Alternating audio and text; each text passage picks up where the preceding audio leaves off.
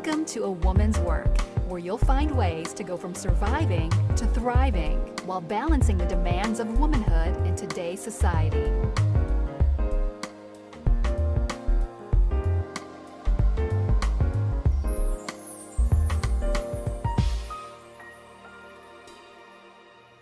Hey guys, and welcome back. This is your host, Samara James, coming to share with you once again from my heart to yours. Thank you guys for tuning in. The reason I do this show is because along my spiritual journey, my growth journey, whatever you want to call it, there have been so many people who have shared their experiences and shared advice just to help me get through life's, hurdles and challenges. And this is my way of returning the favor. I know that not everything resonates with everybody at every time, but it's wonderful to have someone who is where you are on your journey. And I hope that for my regular listeners, that's what I am for you. I'm walking along with you on your journey, on your way. And I hope that the things that I'm sharing with you are really improving your lives. A lot of you give me feedback that lets me know that you are receiving some good advice, and I really appreciate that. Everything I do is to help. So if you guys have ideas, or if you have questions, or if you want clarification on any of the things that I talk about, if you want to go deeper, please let me know, and I'll be happy to put together episodes and content on my website to assist you with that. So today I want to talk with you guys about how being selfish has totally transformed my life. I feel so excited about sharing this with you guys because selfishness is not something that people usually promote. The word has a negative connotation, and I kind of struggled with whether or not I was going to use that word. I was thinking of using the word self-care, but the reason I didn't do that is because that word just evokes frustration in me. As a woman who has a full plate of things to get done every day, a full plate of responsibilities, when I think of the word self-care, I think of just more stuff that I have to put on my list to do, like a bubble bath or read a book or meditate. And all those things are valid self-care activities, but thinking of them as an additional checkbox on the to-do list is just overwhelming. And so I like to use the word selfishness. Number one, because it jars me out of my old paradigm, which was to consider everyone else before myself. And number two, it really better illustrates a mindset rather than a set of activities. And so I wanted to share with you guys what that mindset is for me and how I've seen my life change as a result of operating in this new way. So what does it look like to be selfish? Well, let me start with talking about what position women are putting themselves in today's society. So I see a lot of things in the media. I talk to a lot of friends. I talk to a lot of family and women. And it's not just women. There's always exceptions. But a lot of women are exhausted. A lot of women are always complaining about all of the things they have to do, all the people that depend on them, all the people who are not dependable for them. And they're sad and they're tired and they're always talking in this wishful way about all the things that they wish they could be doing other than taking care of everyone. But what I notice on the other side of that in my own life and in the lives of a lot of the women I talk to is that we're bringing this on ourselves. We are volunteering to take on the role of the one who's responsible for everyone. I read this book, and really, I think this is what was the final step in changing my paradigm on being selfish, and it's called Drop the Ball. I can't remember the author's name, but I'll try to remember to include a link to the book in my show notes. But the author talks about how, she was this ambitious woman and she married this ambitious man and everything was wonderful. She took on the traditional role of wife once they got married. She did all the cooking and taking care of the home, and he did, the things that men do. But once they had children, the dynamic in the relationship became really unbalanced. And because, she was trying to live up to all these expectations that existed only in her head. These weren't things that her and her husband had discussed. And maybe they existed in his head too, who knows? But I read her side of the story. She was trying to live up to this image of what a wife and a mother should be. And she was killing herself. She was not being the parent that she wanted to be or the professional that she wanted to be. And she felt the weight of the world on her shoulders. And the book is about how she just let it all go. How she let it all go and she focused on how she wanted her days to look. And she was unapologetic about it. She let some things suffer. And ultimately, her husband stepped up, and so did her community, to help them to create a more balanced way of living, a way where she could excel in all areas of her life. And in my view, that's what being selfish is about. It's about considering what you really want and being unapologetic about pursuing that, not at the expense of others, but not at the expense of yourself either. And so what that looks like in making decisions day to day is, number one, understanding what your true desire is in every moment when it comes to the big things, all the way down to the smallest things. What is it that you want? Instead of saying, I should do this, or I need to do that, saying, I would love it if. I would love it if. And a lot of times when we think about the word selfish, we're thinking about, especially when it comes to a woman who happens to be a wife and a mother, thinking about somebody sitting on the couch watching soap operas, eating bonbons. But really, what a woman truly desires could be, a healthy lifestyle and a home that is well put together. But what she doesn't want to do is be the only one contributing to that. Or what she doesn't want to do is sacrifice her time that she could be spending working out or meditating, running her kids around to 1,000 activities. So it's all about not completely changing your view of what you want your life to look like, but just understanding what it is that you truly desire on the journey to creating that life that you desire. So I can tell you guys what that looks like in my life. And really, it kind of has to do with being more feminine as well, because being a receiver, relaxing into your desires is really a feminine trait. What happens when you rest in your desire, when you make your happiness, your enjoyment a priority, you become magnetic, and the people around you develop a desire to help you to create the environment that you want to create. So when you rest in your femininity, when you rest in your happiness and peace and contentment, and you create that energy for the people around you, everything becomes easier for everyone, including you. But when you're tense, when you're taking on more than you know you can handle, when you feel burdened, when you spend your days doing the opposite of what you desire, you also radiate an energy of frustration. And the people around you don't know how to help you because you haven't even stopped to consider what it is that you really want. You haven't learned how to ask. What you do is you take responsibility for everyone. You don't leave room for them to contribute. And then you get frustrated when they don't contribute. And I know a lot of us in our households, we are that person, and so we can't see it. But we've been in situations where other people are doing that, where they're taking everything onto their plate. They're not leaving space for you to gift them with your energy and your effort.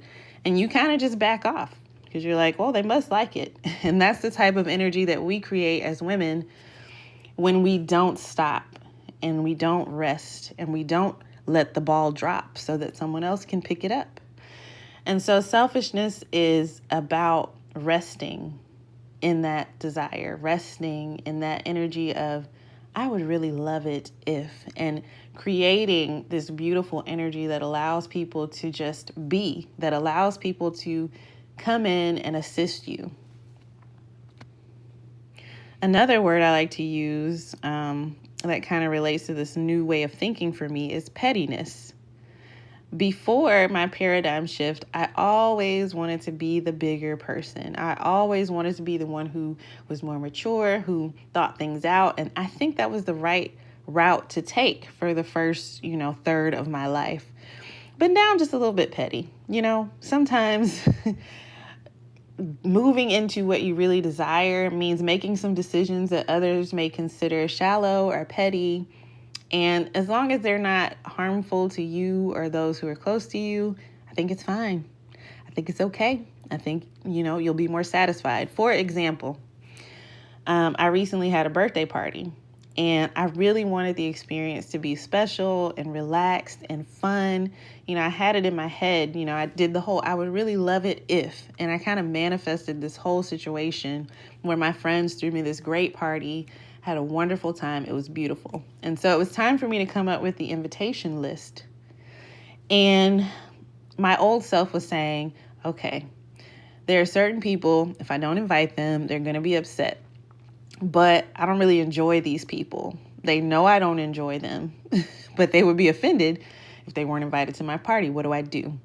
So I moved into my feminine energy. I moved into my selfishness, my pettiness. And I said, you know what? Oh, well, these people aren't coming. They're going to see pictures of this party on social media. They're going to hear about it from the people who are invited. But this experience is about me. And a lot of times, my biggest fear was always that people would think I was mean.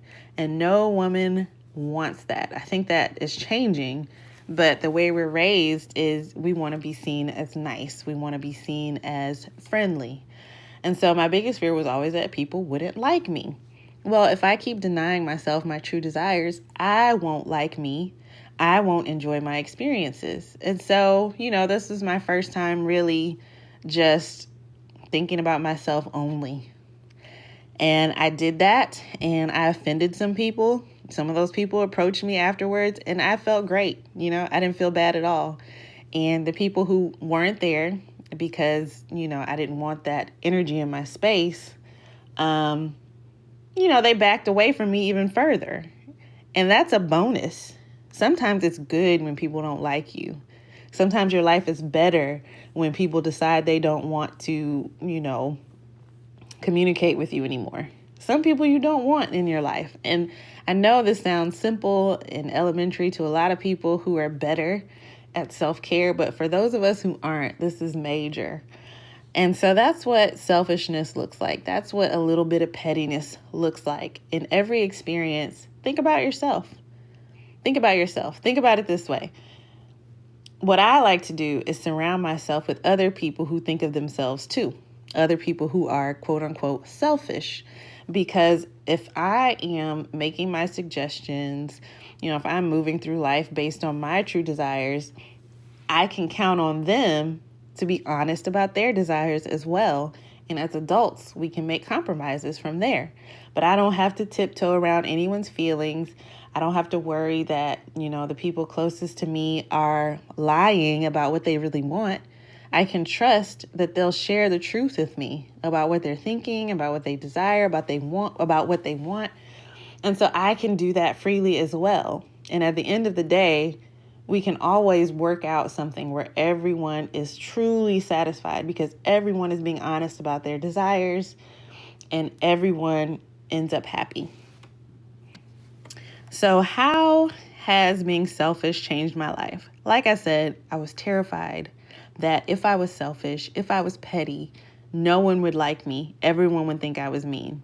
What really happened is, yes, some people think I'm mean, but only the people that I don't want to be around anyway. So it worked out. So how has my life improved since I started being more selfish? Number one, like I mentioned, I have better friends. I have friends who are bold and honest, and they're beautiful and they're blooming in their lives because they too are honest about their desires. They too move through life filling their own cup and not putting that responsibility on other people. And so my friendships are stronger. They're more mature. They're more supportive. There's not a lot of, emotional lack in my relationships. So I have better friends. I have better dating experiences because where before, if somebody was showing interest in me, I just felt like I should give them the opportunity. Don't judge a book by its cover. Don't expect this. Don't expect that. You have to, take people as they are. No, I don't. I don't have to take people as they are. So I set my expectations high. And now, even if I have situations where dating relationships don't work out, the entire time I was enjoying myself. So there's no hard feelings when we part ways. Whereas before, if I was making all these sacrifices, making all these concessions, and things didn't work out, there was all this bitterness. It was like, I sacrificed so much. I did so much for this person and this didn't work out. Where now, I make sure to have conversations with people if things are getting serious, and I say, look, we got to keep the lines of communication open. I'm going to be honest with you about my desires. I need you to be honest with me about yours. And I leave the responsibility of their happiness up to them. That's not saying that people can't make each other happy. That's not saying people can't support one another. What I'm talking about here is an honesty about true desires. If you don't, you're the only one who knows what you desire. So if you never share it, if you're not honest, then no one has an opportunity to meet your desires. And so I take responsibility for sharing my true desires with people, and I leave the responsibility of them sharing their true desires up to them. And if they do that, then I can do my best from my full cup to meet those desires. So I just have better experiences with people overall in general. I'm a better parent because my cup is full. A lot of times, if we as parents just pour ourselves out to our children and we don't leave anything for ourselves, we can develop a resentment that comes out in more yelling, more unreasonable punishments or restrictions. We can just be nasty to our children if we don't take the time to fill our own cup. If we don't say in some moments, right now, I can't do this with you, honey. Mommy has to fill her own cup. Then once the cup is full, we can share the overflow with our children and have much more joyful moments. And for them to see us happy is for them to understand how to be happy themselves, which is all we want for them. Sometimes we pour ourselves out to them because we think it'll make them happy. But what makes them happy is seeing us demonstrate how to cultivate happiness. And happiness is something that has to be cultivated.